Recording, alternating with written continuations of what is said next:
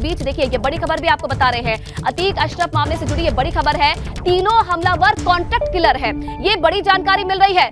तीनों शूटर्स को लेकर जिन्हें 14 दिन की न्यायिक हिरासत में भेजा गया है, लेकिन ये बड़ा खुलासा फिलहाल किया जा रहा है। तीनों हमलावर जो हैं वो कॉन्ट्रैक्ट किलर है। तीनों हमलावरों को लेकर जो है कहीं ना कहीं सस्पेंस बरकरार था कि कहां से ये तीनों आए हैं, कहां के ये रहने वाले हैं, क्या किसी ने इनको सुपारी दी थी। एक दूसरे को पहले से नहीं जानते थे तीनों आरोपी, ये जानकारी मिल रही है। यूपी के अलग अलग जिलों के रहने वाले हैं, लेकिन इससे पहले तीनों एक दूसरे को नहीं जानते थे। अतीक अशरफ हत्याकांड पर यह सबसे बड़ा खुलासा हुआ है। तीनों हमलावर कॉन्ट्रैक्ट किलर हैं और ये भी जानकारी मिल रही है कि तीनों जो हमलावर हैं तीनों अलग अलग जिलों के रहने वाले हैं और इससे पहले तीनों एक दूसरे को नहीं जानते थे।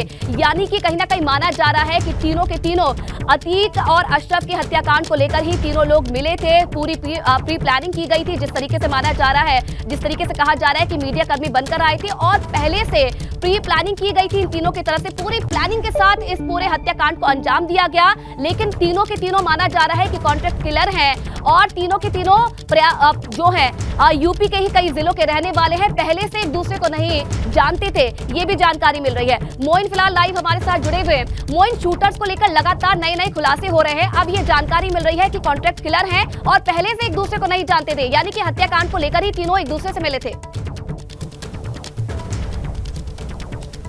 देखिए, शूटरों के बारे में जानकारी देने से पहले हम आपको एक अहम जानकारी दे देते हैं कि अतीक और अशरफ के जो शव हैं वो यहाँ पर लाए जा चुके हैं, यानी कसारी मसारी का जो कब्रिस्तान है जहाँ उन्हें दफनाया जाना है, वहाँ पर उन्हें लेकर जो पुलिस की टीम है वो यहाँ पर पहुँच चुकी है। तो अतीक और अशरफ का शव वो कसारी मसारी स्थित कब्रिस्तान में लाया जा चुका है। अब से 1 मिनट के पहले लाया गया है और आज भी बिल्कुल उसी तरीके के इंतजाम किए गए हैं जिस तरीके की व्यवस्थाएं हमने कल देखी थी, यानी सिर्फ चुनिंदा लोगों को ही कब्रिस्तान में दाखिल होने की इजाजत दी गई है। इसमें परिवार के लोग हैं, जो करीबी लोग हैं वो हैं, इसके साथ साथ कुछ पड़ोस के लोग हैं, ऐसे लोग हैं जिनका अतीक अहमद के परिवार से, उसके खानदान से करीबी रिश्ता था। तो तकरीबन 100 की संख्या में आज लोग अंदर जाएंगे और जो भी लोग अंदर जाएंगे उनके नाम पते नोट किए जा रहे हैं, उनकी आईडी चेक की जा रही है, उनका मोबाइल नंबर नोट किया जा रहा है और अतीक और अशरफ का जो शव है वो शव जो है यहाँ पर लाया जा चुका है। और सबसे पहले जो सामने हमारे बाईं तरफ हमारे जो कैमरामैन अनुराग द्विवेदी आपको जगह दिखा रहे हैं वो मस्जिद है,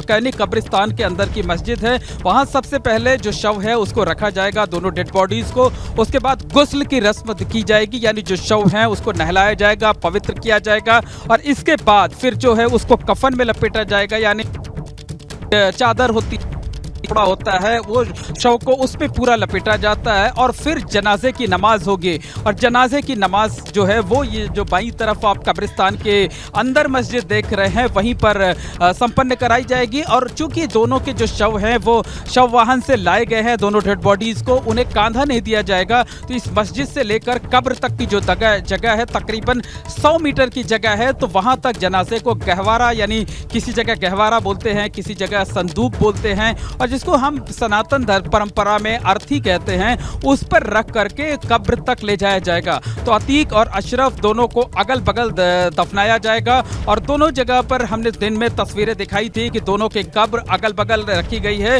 और ये कब्र कब्रिस्तान में ठीक उसी जगह पर तैयार की गई है जिस जगह पर कल हमने देखा था कि अतीक अहमद के बेटे असद अहमद को दफन किया गया था, उसका अंतिम संस्कार किया गया था, उसे सुपुर्दे खाक किया गया था। और जिस जगह पर अतीक अहमद और उसके भाई माफ करिएगा अशरफ की कब्र बनाई गई है, जिस जगह दोनों को दफन किया जाएगा उसके ठीक ऊपर की तरफ उनके माता पिता की कब्र है और उनके पिता हाजी फिरोज अहमद अतीक अहमद की कब्र के ठीक ऊपर है, और जबकि जो माँ हैं जिनका नाम शाहिला बेगम है वो अशरफ की कब्र के ठीक ऊपर है। तो यानी जो खानदान की एक जगह है, जो परंपरा के मुताबिक जिस जगह पर परिवार के लोग हैं, खानदान के लोग अतीक अहमद के होते हैं, जहां पर दफनाया जाता है, उसी जगह पर कब्र तैयार की गई है। सुबह 7 बजे से ही कब्र को तैयार करने का काम शुरू कर दिया था और 5 बजे शाम को जाकर के ये कब्रें तैयार हो पाई। क्योंकि आज मौसम बहुत खराब था, आसमान से आग बरस रही थी, गर्मी बहुत ज़्यादा थी, टेम्परेचर बहुत ज़्यादा था, तो उसकी वजह से जो है वो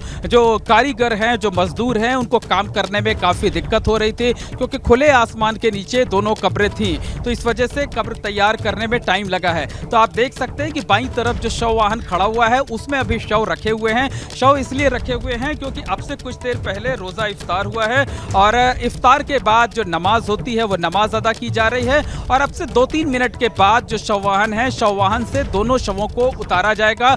उसके बाद वहां पर मस्जिद के बाहर ही गुस्ल की रस्म अदा की जाएगी। गुस्ल की रस्म यानी जो शव होता है उसको नहलाया जाता है, पवित्र किया जाता है एक तरीके से, और उसके बाद फिर उसको कफन में लपेटा जाता है, यानी सफेद चादर में सफेद लिबास जो है उसको पहनाया जाता है और इसी जगह जो मस्जिद है यहाँ पर जो है वो जनाजे की नमाज पढ़ी जाएगी। तो ये 3 रस्म अदा होने में तकरीबन आधा घंटे का वक्त लगेगा। इसके बाद आपको बता दें कि इसके बाद जो जनाजा है, जनाजे को कांधा दिया जाएगा, यानी कांधे पर लाद करके जो दोनों के शव हैं, दोनों के जो डेड बॉडीज हैं उन्हें कांधे पर लाद करके कब्र तक ले जाया जाएगा। तो मस्जिद से कब्र तक की जो दूरी है वो तकरीबन 100 मीटर की दूरी है, तो वहां ले जाया जाएगा। वहां उसके बाद दोनों को सुपुर्दे खाक करने की जो रस्म है वो रस्म निभाई जाएगी। आधे घंटे से ज्यादा का वक्त, तकरीबन 40 से 45 मिनट का वक्त लगता है सुपुर्दे खाक किए जाने की परंपरा में। उसके बाद जी देखिए, आस पड़ोस के कुछ लोग भी यहाँ पर मिट्टी डालने के लिए जी, तो बिल्कुल मोइन ने ये जानकारी दी है कि देखिए किस तरीके से जो रस्में हैं वो की जाएगी और करीब 40 से 45 मिनट का वक्त लगेगा।